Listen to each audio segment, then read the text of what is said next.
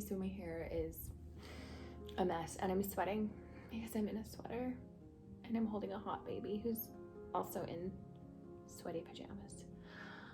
Oh my goodness. Oh, my back is killing me.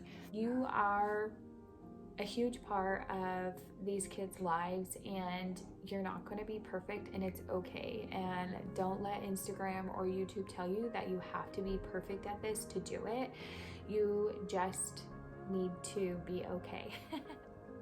Hey you guys, how are you today?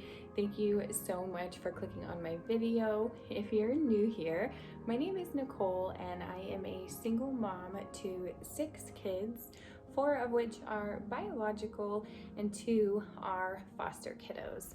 I like to make mommy content and grocery hauls, things of that nature. So if you're interested in any of that stuff and you want to stick around, just make sure you hit that subscribe button before you leave. All right, let's get into the video. Okay, you guys, so I am coming to you. I don't even think I've brushed my teeth. It is about 9:30. The girls just got picked up for a visit and I have wanted to make this video for a while, and just like I haven't had the opportunity. I wanted to do my hair, I wanted to do some makeup, I wanted to not have a baby in my arms, but this is life, this is reality, and we're just gonna get this video done. I didn't write down any notes at all, so I'm just gonna wing it. But I wanted to make a video about the first month of foster care and kind of what happened in my life and my situation, and maybe what you can expect as well if you're new to fostering. Just kind of like some things I wish I would have known. So let's go ahead and get into it. Hannah's gonna take a little nap right here on my shoulder. If I put her down, she won't stay asleep. So my shoulder's just gonna be real tired. I'm sure you can relate. All right, you guys. So I received a call on January 4th asking if I could take in 2 sisters, ages 4 and 2.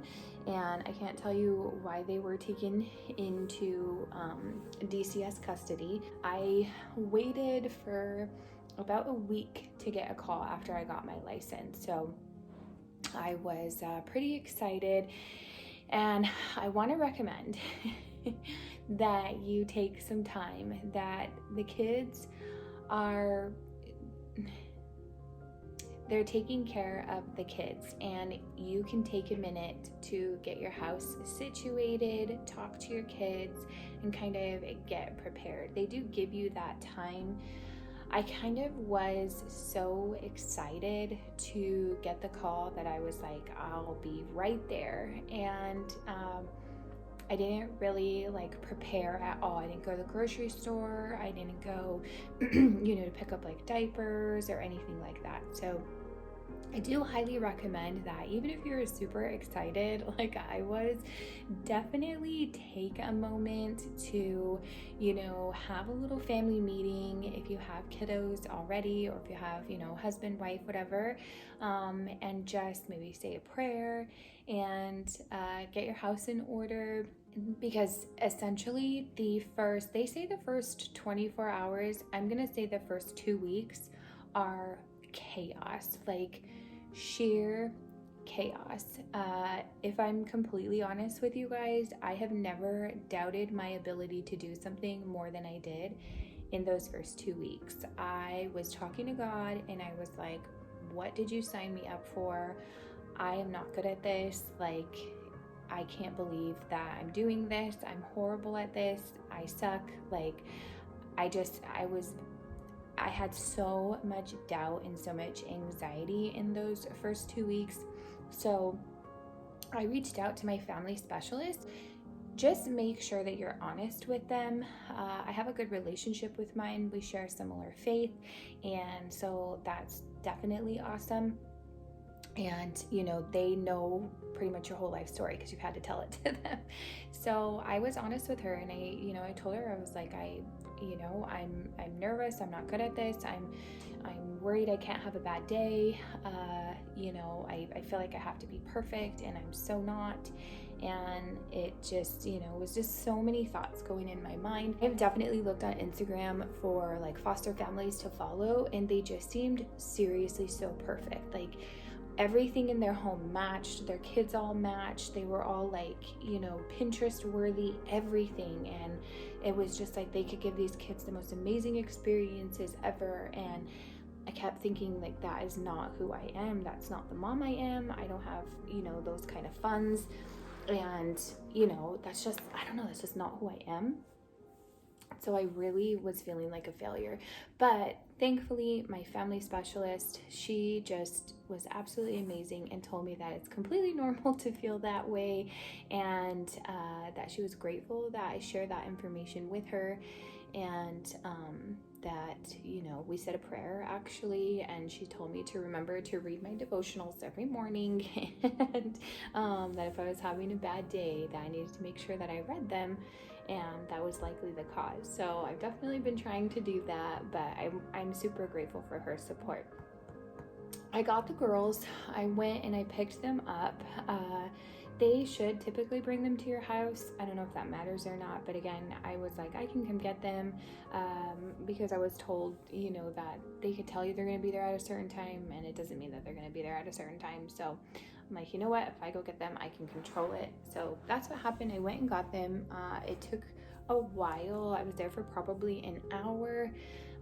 The girls were more than happy to come with me. I had car seats for them. I had to borrow one from a friend for a little bit. There is a local place here that we can use to get things like that. And again, I could have taken my time to do that, but with COVID, they wanted an appointment and all kinds of stuff. I just didn't have time to do that. So I had a couple extra car seats, and then my neighbor had one that I could use. So I just kind of finagled everything around in my car so that I could have the appropriate car seats for these kiddos. The first day was great. I got them mid-afternoon, and then night came. It was crazy, to say the least. I'm sure it's scary to be at somebody else's house and all of that, so it was just like very emotional.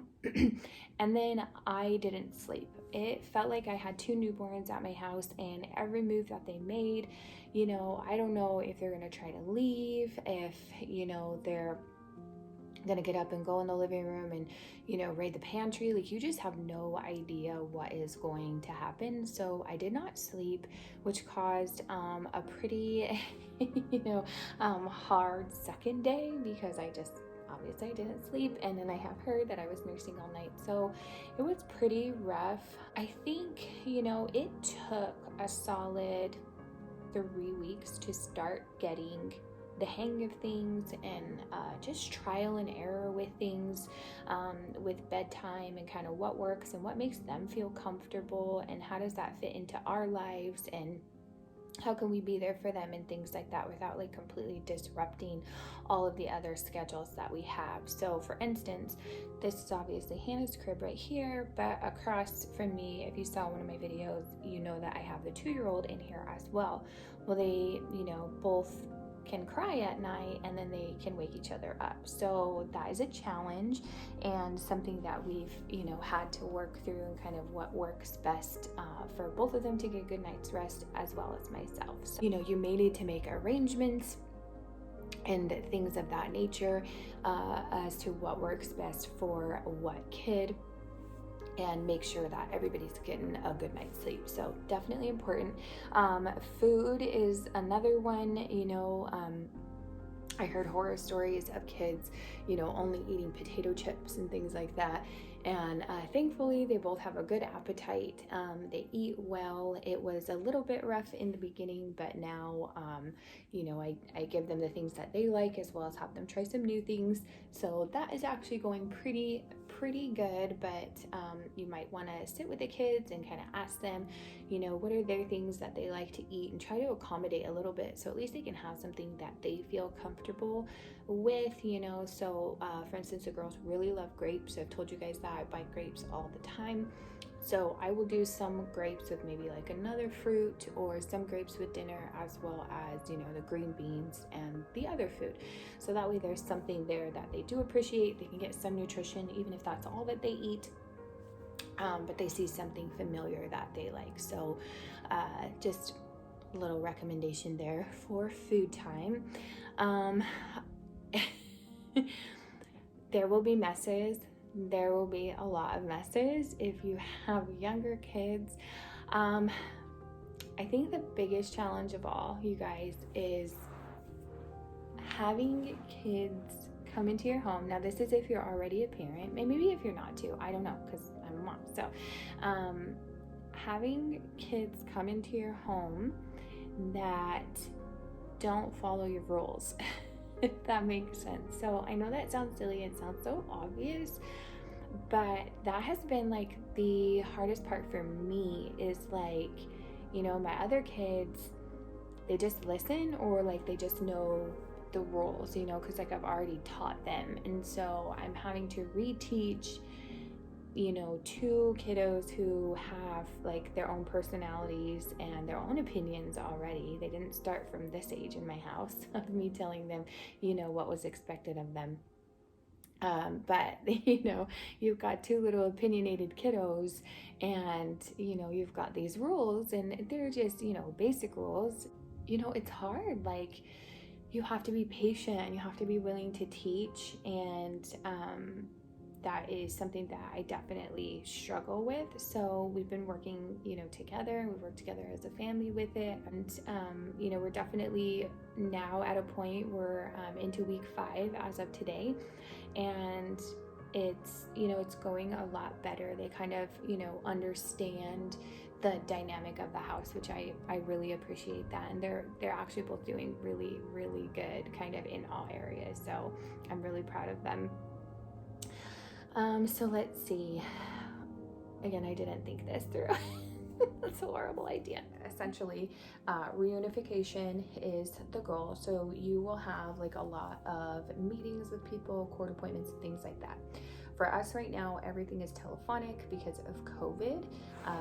So I just do a lot of phone calls, but you have these things called child and family team meetings, I think is what they're called. And I did not know this, but you're on the phone with the parents, which I just, why? All right, guys, what was I talking about? I'm a mess at these things. I shouldn't do sit down videos. This is so bad. I had no clue that I would be on the phone like with the parents. So huge recommendation is keep your phone on mute and don't respond. I know that kind of sounds weird, but essentially, and I talked to my family specialist about this, and she said it's very common, but you know, you're going to hear them talk, and they're going to just act like they're the best parents in the world, and then, you know, they're not necessarily sure why kids were removed from their home.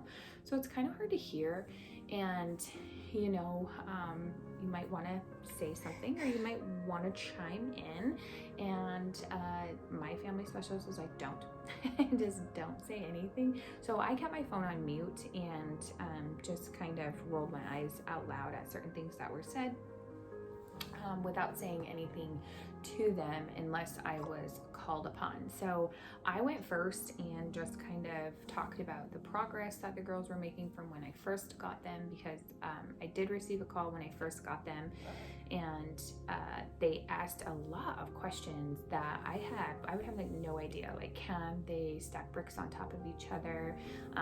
You know, can they climb onto a bed by themselves? Can they hop on one foot? I'm like, I've had them for 24 hours. Why would I know the answer to any of these questions? But I don't know. I guess like they have to ask. I'm not really sure. So, you know, there were so many questions that I didn't know, but it's, you know, like the progression from that phone call to this phone call, which was 4 weeks later. You know, how have they progressed in your home? How are they doing? Are there any concerns? You know, when they come back from visits, how is it going? Things of that nature, you know, like any issues or anything like that that you might think. So if you think the kiddos that you are with might need to be evaluated for, maybe like some behavioral health problems or anything like that, you would bring that kind of stuff up at that time. So nobody told me any of that. And the other thing that nobody told me is that whatever they say like needs to happen with the kids, you have to arrange it. Like you have to figure it out. So it makes sense, but it just, I wasn't expecting it. What else? There are visits. That's another thing that, I wasn't like sure about if there was going to be visits and how often, but the girls do go and visit their family, and can't give any details about that or anything, but they do visit, and it's actually why I'm able to make this video, because it does give me like a little break. And there is a company that will come and pick the kiddos up, at least in our state, and bring them back. So with that, I want to say another something that I didn't know was your case is going to transfer to a lot of people. Again, this may be like state dependent, I'm not sure. I'm in Arizona, so I don't know, but I assume it's the same. So when your case like first starts out or kiddos get removed, they have 72 hours to find a different placement that's like a relative. So they're going to remove the kids from the home, and then within 72 hours, if they don't find somebody other than the foster parent to take them, that they can trust the kiddos with, then they become like, then they're in your home, and then they're kind of like, I guess, like registered with you or assigned to you as the foster parent. And then they have like you have a court appointment that goes over, is this like a long term, like what is expected of the parents, just kind of all of that stuff. And so if your case is like a long-term case, then it will move to a different caseworker, and you'll be assigned to like a long-term DCS caseworker. Whereas if it's short-term, then you'll just have the original people that were assigned to your case. So I guess there's like short-term and long-term workers, at least here. So I didn't know that. But my case has been transferred quite a bit. So, you're going to get to know somebody, and then they're not on your case anymore. So it's very interesting. You're also going to get an insane amount of phone calls. So, a lot of people are going to be calling you, and want you to talk to you. They have a lot of questions. I think if it wasn't COVID, they would be coming to meet you. And, but like in my case, it was just a lot of phone calls. So your family specialist, at least here, I know I keep saying that, but I feel like I have to keep saying that here, has to visit you 4 times in the month, or like each week they have to come and visit you, and then it moves to once a month. So you've got quite a lot of visitors. You'll the kids DCS caseworker will probably call and want to see you, and then the parents will have a lawyer, and then the kids will also have a lawyer. So that's kind of interesting as well. And then you have like DCS them. So you've got like a lot. You just have a lot of people. Yeah, Hannah, it's just a lot. It's a lot. Yes, you're a silly girl. You sit right here. Oh my goodness. Okay. My bike. So again, I'm sorry that this video is all over the place. I'll try to like edit it to where it makes sense, but that's just kind of who I am. I'm not organized in that way where I can be like, oh, here is step 1, here is step 2, and here is step 3. I'm not that good, and my editing skills are subpar. So anyways, that's just kind of where I'm at with that. But how we're doing, I think that we're doing pretty good. It was a rough road to get started, and I want to tell you that if you're a foster mom, or dad or grandma or whatever, or brother or sister, it's okay to have a bad day. Now, a bad day doesn't mean that you hurt a child or did anything like that, but a bad day as in, you didn't feel your best, you get a little bit frustrated, you know, you're a little too tired, maybe you're a little irritable, those kind of things, because that's what I had asked my family specialist when I talked to her. I said, I just need to know that it's okay to to have a bad day, because I do. It is a lot for one person to take on. I wanted this, and nobody put this on me but myself and God, and through him I can do this, and I am strong enough to do this, and I am doing good. The kids are very, very happy here. They absolutely love it. They do call me mom, but they pretty much call every adult female mom, so I don't think it's anything out of the ordinary for them, and any adult male they call dad. So take that for what it is. I call myself Mama Nicole because, you know, they do have a mom and a dad, and, you know, I don't want to take or try to take any of that away from them. So I didn't, you know, have any expectations for what they would call me. They were just kind of saying like, hey, you, at first. I was like, well, that's not okay. So, you know, it's just, I'm Mama Nicole. But you are a huge part of these kids' lives, and you're not going to be perfect, and it's okay. And don't let Instagram or YouTube tell you that you have to be perfect at this to do it. You just need to be okay. And you know, make sure that you're taking care of yourself and you have time for yourself. I have absolutely incredible neighbors who do everything that they can to help me out. My son's dad, who doesn't live too far away, is always there to pick something up if I need. My daughter's dad is amazing. He's always asking if I need anything. I have my mom. So get people on your side. And you know, for instance, like my mom was kind of nervous and not really sure what role she would take on, you know, but if you saw one of my most recent Instagram posts, I'll leave my Instagram handle down here, you can see that she's walking with them, holding their hand when we went to the store, and she was just all over them. So you never know, you know, how your family's going to react or how they're going to be, but get people on your side and there to help you out, even if it's just watching the kids so you can, you know, take a shower or, you know, eat a hot meal, because those things are important.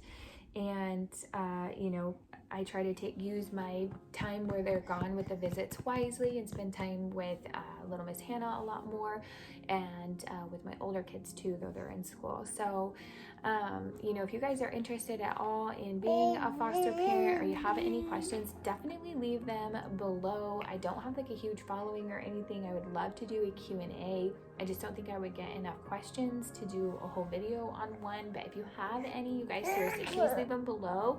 And again, keep the comments nice and respectful. If you don't have anything nice to say, or you don't like the way that I live my life or what I'm doing, that is okay. You don't have to be here, and I'm not forcing you to watch my videos. So just go ahead and unclick and unfollow, and go find somebody that does something that you like. Okay, so that's going to be it for this video right now. I hope that gave you some insight. Really? Can you say hi to our friends? You nut. Don't bite my fingers. Oh my gosh. Gotta make a whole nother video about this one, being a biter. Oh yeah. If you have any tips, guys, for a biter, please send them. So anyways, I hope I finished my thoughts in that video. If not, I will like leave little sentences below to finish my thoughts. My goodness, you guys, I appreciate your support so much. If you like this video at all, don't forget to give it a thumbs up. Feel free to share it with anybody you think that could benefit. And again, if you've got any questions, leave them below, and don't forget to subscribe. We'll see you in the next one. Say bye. Can you say bye? Can you say bye? Say bye.